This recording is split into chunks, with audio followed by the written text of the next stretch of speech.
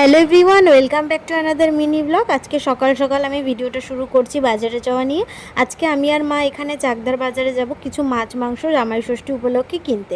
সকালবেলা পাউরুটি ডিম সিদ্ধর কলা খেয়ে বেরিয়ে পড়ে। এখানে তো কন্টিনিউ কালকে রাত থেকে বৃষ্টি হচ্ছে, তো চাকদায় বৃষ্টি হলে ভীষণ বাজে অবস্থা থাকে। তোমাদের আমি যেতে যেতে সেই সিচুয়েশনটা আর কি দেখাচ্ছি। তো জাস্ট রঞ্জনপল্লীতে ঢুকেছি, ব্যাস পুরো চারিপাশে জলাকার, একদম পুরো দীঘা হয়ে গেছে।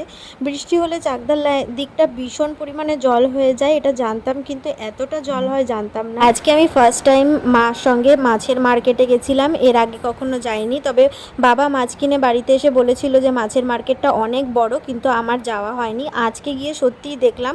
আরও জামাই ষষ্ঠী উপলক্ষে যে এত ভিড়, বৃষ্টির মধ্যেও ভিড় নেই। আমি তাই ভাবছি যে বৃষ্টি না হলে তাহলে কতটা ভিড় হতো। সবার প্রথমে আমরা এখান থেকে বড় বড় গলদা চিংড়ি নিয়ে নিলাম, আর নিয়ে নিলাম হচ্ছে রুই মাছ, কারণ বাবা আগে থেকেই কিন্তু অনেক বড় একটা ইলিশ মাছ কিনে ফ্রিজে রেখে গেছে। তো কিছু টুকিটাকি বাজার করেছি, ভাইও এসেছিল আমাদের সঙ্গে। সবটা গুছিয়ে নিয়ে বাড়িতে এসে আমি মাছ আর মাংসগুলো ভালো করে কেটে দিচ্ছি। দোকান থেকে মাছগুলো কেটেই দিয়েছে, তবুও বাড়িতে এসে ভালো করে ব্রাশ দিয়ে পা ভেতরে সব জায়গা ভালো করে ক্লিন করে আমি কেটে নিচ্ছি। এর সঙ্গে একটা গোটা মুরগিও আনা হয়েছিল, সেটাও আমি ভালো করে ধুয়ে ফ্রিজে রেখে দিয়ে স্নান করে নেব। গা কিন্তু আমার পুরো ভিজে রয়েছে। কিছু ধুয়ে স্নান করে আমি এখন পুজো দিতে এসেছি। অনেকটাই সময় লেগে গেছে, আমরা বাজার থেকে বাড়ি আসতে আসতে একটা মতো বেজে গেছে সব কিছু গুছিয়ে নিতে।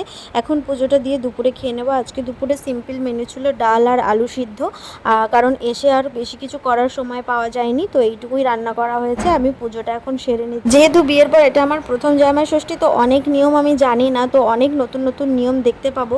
আর জামাই ষষ্ঠী উপলক্ষে প্রচুর ভিডিও আসবে, তোমাদের সাথে আমি সবটাই শেয়ার করব। দুপুরবেলা খেয়ে দিয়ে মা কিন্তু ঘুমাচ্ছে, কিন্তু আমার চোখে ঘুম নেই। বিকালে একটু গড়াগড়ি দিয়ে উঠে চলে এসেছি আমি আর মা দূর্বা তুলতে। কালকে পুজোতে নাকি 108টা দূর্বা লাগবে, তো এটা দিয়েই আজকের ভিডিওটা শেষ করলাম।